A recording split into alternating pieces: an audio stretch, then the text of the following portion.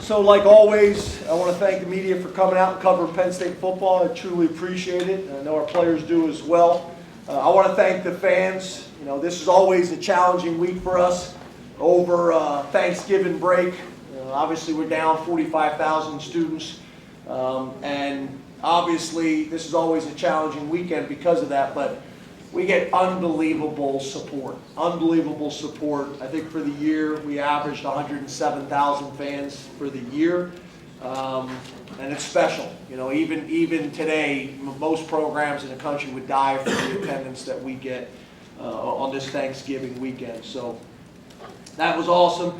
I just thought we played really good complementary football. Offense, defense, and special teams all made plays when we needed to. Early on in the game, I thought their punter was kind of the MVP, swinging field position. But you know, we were able to make some adjustments offensively. We did start slow, but we were able to finish strong. We made plays when we needed to. We were able to mix the run and the pass. Defensively, you know, we continue to make plays all year long, and it played very, very consistent. And then special teams, obviously, the big turnover late was big. Our tight ends had a big night for us. That's kind of been a theme, you know, pretty much all year long. And I thought Sean did what he typically does. He manages the game extremely well, gets us into the right runs, gets us into the right protections, and makes the plays when he needs to. So it was also great to see Keandre have a big night. Big touchdown catch, and obviously a touchdown throw. I thought that was a big-time throw. So overall, good night for us. I'm really proud. You think about, you know, where this team started in terms of how people talked about us, you know, in preseason to where we finished. I would think inside the top 10 and at the end of the regular season, and then we still have one game left to play. We're looking forward to seeing where we'll end up. So again, appreciate you guys, and open up the questions. Rich? James, how would you describe your offense's response after Michigan State cut it to 21-16, that 75-yard drive?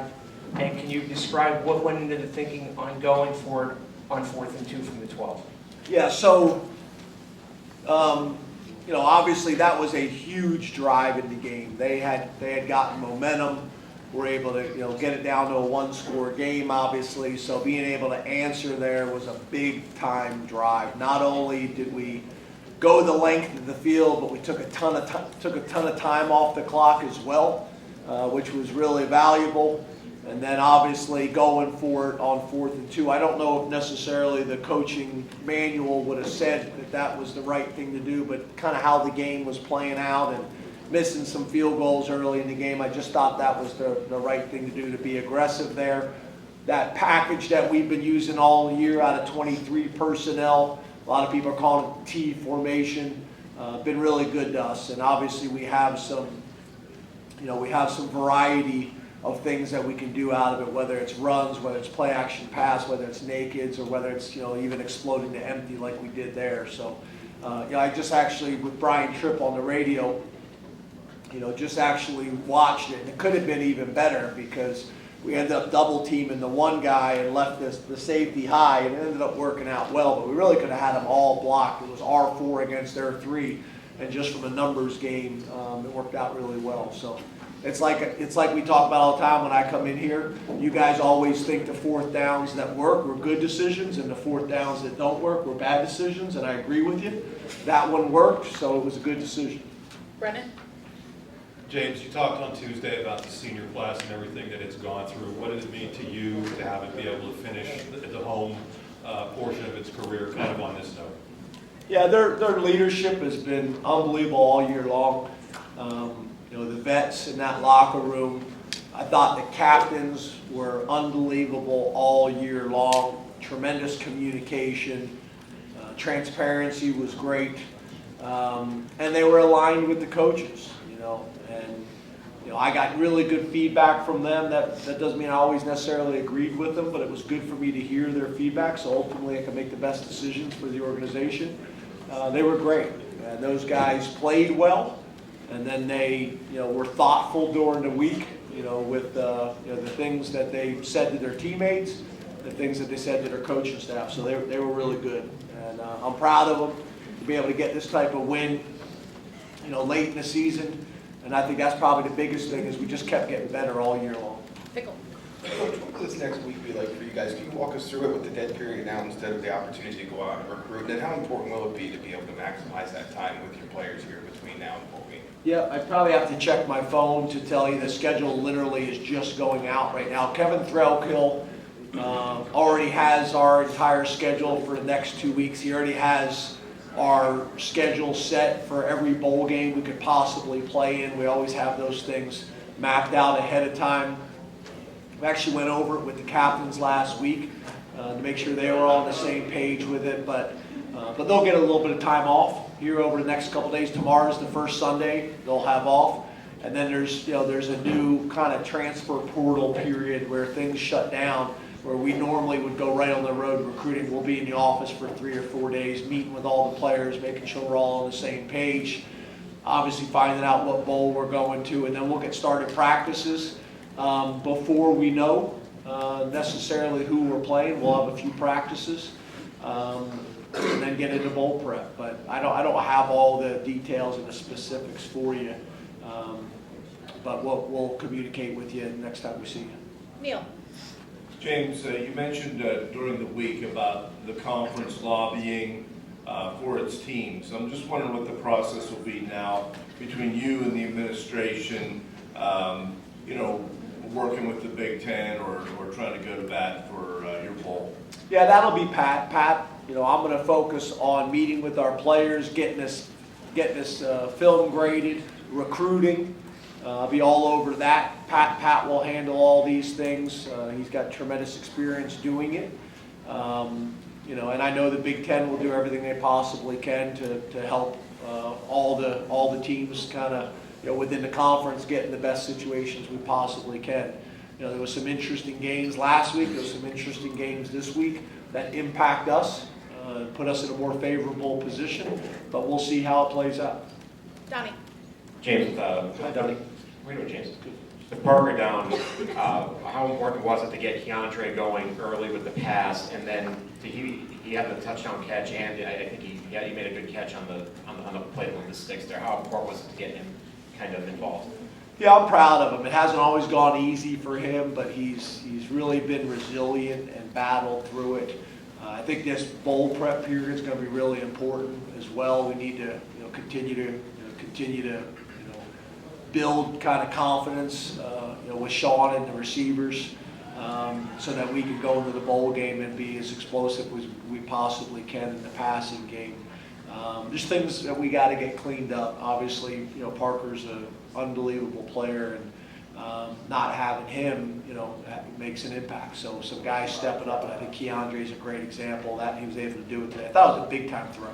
That was a big-time throw. He made somebody in his face and just laid that thing out in stride. And then obviously going down and making the big touchdown reception was big for us as well. So he's got a ton of ability, and I'm really excited about the next step for him. Tyler. James, this is another game where Abdul Carter was all over the place, seems to be making timely plays as well. You've often called for game wreckers on your defense with the way you recruit and develop. Has he reached that status here at the end of his freshman season? Yeah, I'll let you guys decide that. I'm proud of him. He's gotten better every single week. As you can tell and you can see, he's got a ton of natural physical ability, and then he's getting more and more confident within the scheme, which not only is helping our defense play better, but it's also putting him in position to make more and more plays. But his ability to burst and chase the quarterback, or burst and chase running backs on the perimeter or within the box, it's impressive. He's got the ability to find the ball, and when he gets there, he's got bad intentions. So it's been fun to watch his development from the beginning of the year to now. Last two, Dave and Audrey. I'm over here, James. To your left. How important is You guys aren't sitting in your normal seats. There are no more normals. Yeah. Neil's usually Too right many- there. Too many for normals. Yeah, Neil's usually right there. He's usually right there. How important is the Year 6 bowl anymore, as opposed to the third tier to you, perception-wise? Yeah, obviously you want to try to go to the biggest games you possibly could go to. Has it changed, Dave? Yeah, I think your point is a fair one, and I think that's why there's so much talk about, the expansion and the importance of the expansion. I think there's been stuff that's been put out. If they go to a 12-game model, like everybody's saying it's going to happen, how many times we would have a chance to be in that. But yeah, I get your point. But yeah, I think it's still important to go to the biggest and the best games you possibly can in the postseason, and whether that is the New Year's Six bowl game or whatever, there's still value in it. But I understand your point. Audrey. James, I'm in the same seat. But when you kind of look at it, you get Joey Porter back, but then Kalen King is a really big game too. What have both of those guys meant this year in getting Joey back? Yeah, I think